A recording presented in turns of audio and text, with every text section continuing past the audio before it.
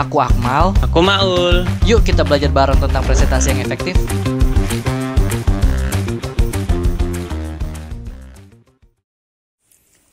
Menurut buku Effective Presentation by Dennis Pett, terdapat 3 tahapan menyusun presentasi yang efektif.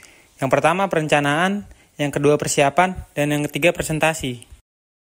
Dan pada video kali ini, tahapan yang akan kami bahas adalah tahapan presentation atau persiapan. Jika kalian menonton video ini sampai habis, kalian akan mampu yang pertama menjelaskan proses desain dalam tahapan persiapan dengan memperhatikan penyusunan informasi agar jelas, menarik, dan mudah dipahami. Dan yang kedua, menjelaskan proses produksi dalam tahapan persiapan dengan memperhatikan kesesuaian rencana desain. Dan yang ketiga, menjelaskan proses resell dalam tahapan persiapan dengan benar.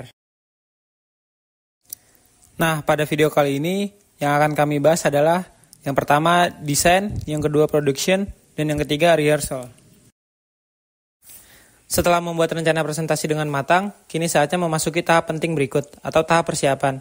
Tahap ini bukan hanya tentang mempersiapkan slide atau menghafal isi, tetapi adalah proses menyeluruh yang melibatkan perancangan materi, pengaturan media, hingga latihan penyampaian. Apa tujuannya? Tujuannya agar saat tampil, semua berjalan lancar dan pesan tersampaikan dengan efektif. Langkah awal dari tahap persiapan adalah desain presentasi. Desain di sini bukan hanya soal estetika, tapi bagaimana kita menyusun informasi agar jelas, menarik, dan mudah dipahami. Secara umum, desain dibagi menjadi 4 jenis utama. Yang pertama desain umum, yang kedua desain instruksional, dan yang ketiga desain verbal dan visual, serta desain spesifik sesuai media. Yang pertama adalah general design, yang mencakup bagaimana informasi disusun secara keseluruhan. Fokus utamanya adalah pada 2 hal, daya tarik, struktur, dan daya tarik personal.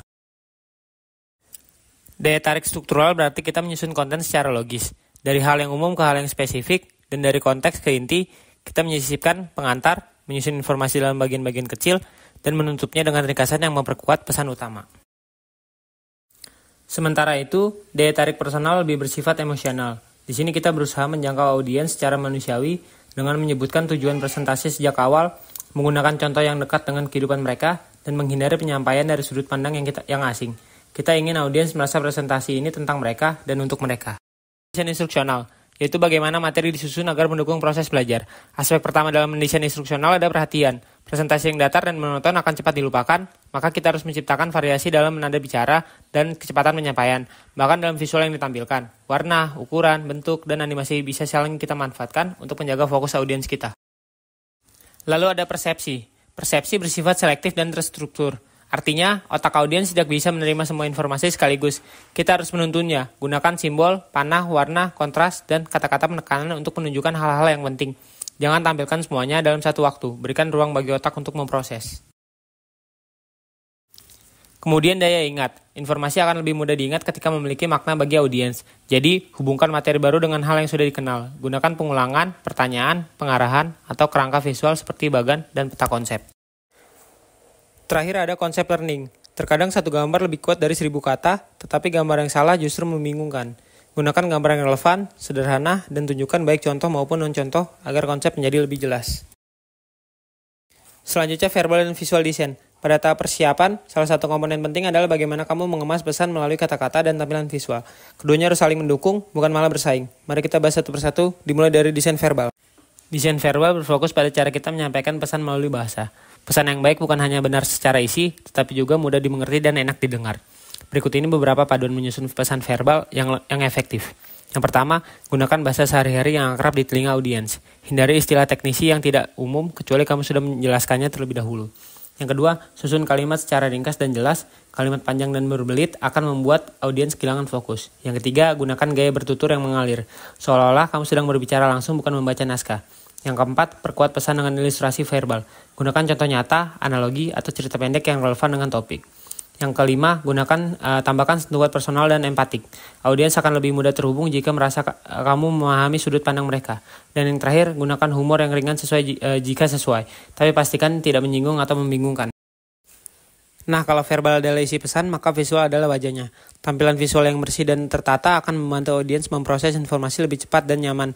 Berikut ini adalah paduan visual yang perlu diperhatikan. Yang pertama adalah elemen visual. Sajikan satu ide utama per slide atau tampilan, jangan paksakan banyak informasi di satu layar. Selanjutnya, gunakan pemisah visual, seperti garis, icon, atau ruang kosong untuk membedakan antar bagian.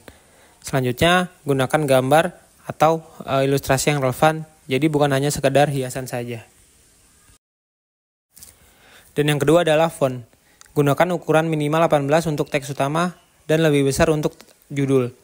Pilih font yang mudah dibaca seperti Arial, Calibri, Helvetica, atau Times New Roman, dan hindari font dekoratif yang rumit. Jaga jarak antar huruf dan letter baris agar teks tidak terlihat menumpuk. Selanjutnya, warna teks dan latar belakang. Pastikan kontras yang cukup antara teks dan latar, misalnya teks putih di atas latar biru tua. Hindari kombinasi warna yang menyilaukan atau terlalu terang, seperti kuning cerah di atas warna putih, dan gunakan warna untuk memberikan penekanan, tapi jangan terlalu banyak, maksimal 2-3 warna utama. Dan yang terakhir adalah penggunaan grafik dan chart. Kita bisa memilih seperti grafik batang atau garis untuk membandingkan data dari waktu ke waktu. Diagram lingkaran untuk menunjukkan proporsi, dan selanjutnya gunakan label yang jelas dan warna berbeda untuk membedakan kategori. Selanjutnya, hindari grafik yang terlalu kompleks atau penuh tulisan, tujuannya adalah untuk menyederhanakan, bukan untuk membingungkan. Desain spesifik sebuah media. Setiap media yang kita pilih dalam presentasi punya karakteristik dan kebutuhan desain yang berbeda. Kita tidak bisa menyamakan pendekatan antara flipchart, slide card, PowerPoint, video, atau media komputer interaktif. Mari kita bahas satu persatu. Flipchart atau papan tulis. Media ini cocok digunakan untuk presentasi yang lebih interaktif dan informal, atau ketika kamu perlu mencatat masukan langsung dari audiens secara spontan. Biasanya dipakai dalam diskusi kelompok kecil, brainstorming, atau pelatihan berbasis partisipatif. Tips dalam desain flipchart. Yang pertama, gunakan huruf besar dan jelas agar bisa dibaca dari kejauhan. Yang kedua, hindari tulisan sambung. Yang ketiga, gunakan spidol berwarna gelap dan kontras seperti hitam atau biru tua. Dan yang keempat, jangan menulis terlalu dekat ke tepi dan sisakan ruang untuk menambah poin tambahan jika dibutuhkan. Slide presentasi. Slide digital adalah media yang paling umum digunakan untuk presentasi terstruktur di ruangan kelas, seminar, atau konferensi. Slide membantu kamu menyusun ide secara runtut dan menampilkan visual yang dapat memperkuat isi pesan presentasi. Tips dalam desain slide presentasi yang pertama, gunakan prinsip rule of thirds untuk menata elemen visual. Yang kedua, jangan menaruh teks atau gambar terlalu dekat ke tepi slide. Yang ketiga, gunakan maksimal 15-20 kata per slide dan usahakan satu ide utama saja per tampilan. Dan yang keempat, pastikan font terbaca dari kejauhan dan warna latar tidak menyilaukan. Video. Video sangat cocok digunakan saat kamu ingin menampilkan proses testimoni atau kejadian nyata yang sulit dijelaskan dengan kata-kata. Video sangat efektif dalam membangun emosi, memberikan konteks, atau menggambarkan sesuatu yang membutuhkan waktu. Tips dalam desain video, yang pertama, pastikan alur video jelas dan singkat, tidak bertele-tele. Yang kedua, jaga pencahayaan dan suara saat merekam agar hasilnya profesional. Yang ketiga, gunakan subtitle jika memungkinkan, terutama bila audiens memiliki keragaman bahasa atau pendengaran. Dan yang terakhir, jangan lupa uji coba video sebelum tampil untuk memastikan kompatibilitas file dan suara. Multimedia berbasis komputer atau interaktif. Media komputer seperti aplikasi interaktif, e-learning, atau modul digital yang sering digunakan dalam presentasi mandiri, pelatihan berbasis komputer, atau kelas daring. Media ini memungkinkan interaksi langsung dari peserta. Tips dalam desain media ini yang pertama, tata letak antara halaman atau tampilan harus konsisten dan mudah dinavigasi. Yang kedua, gunakan menu dan tombol yang jelas dengan instruksi yang ringkas. Yang ketiga, pastikan semua teks cukup besar dan kontras. Dan jangan lupa uji alur interaksi sampai apakah mudah digunakan dan tidak membingungkan. Production adalah tahap di mana semua perencanaan dan desain yang sudah dibuat mulai diwujudkan ke dalam bentuk akhir, entah itu slide presentasi, video, handout, atau materi lainnya. Inilah fase di mana kamu mengubah ide menjadi media nyata yang siap digunakan. Apa saja yang perlu diperhatikan dalam tahap produksi? Pertama, kesesuaian dengan rencana desain. Pastikan semua materi yang dibuat tetap mengikuti struktur, pesan, dan visual yang sudah dirancang sebelumnya. Yang kedua, kualitas teknis. Periksa resolusi gambar, kejernihan audio, dan ukuran font agar tetap jelas saat ditampilkan di layar besar. Yang ketiga, format dan kompatibilitas. Simpan file dalam format yang sesuai dan bisa dibuka di berbagai perangkat, misalnya PDF, PPT. Tuh. Yang keempat, duplikasi atau backup.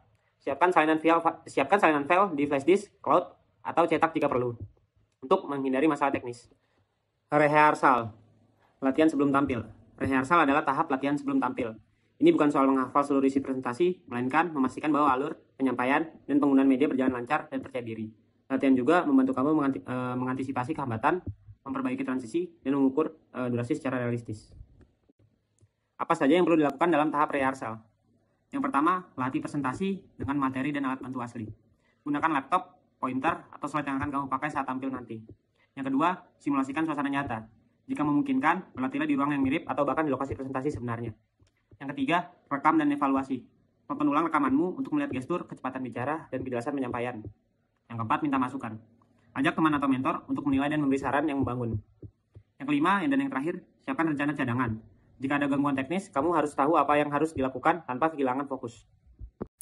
Jadi, itulah penjelasan mengenai tahapan persiapan dalam mengembangkan presentasi yang efektif.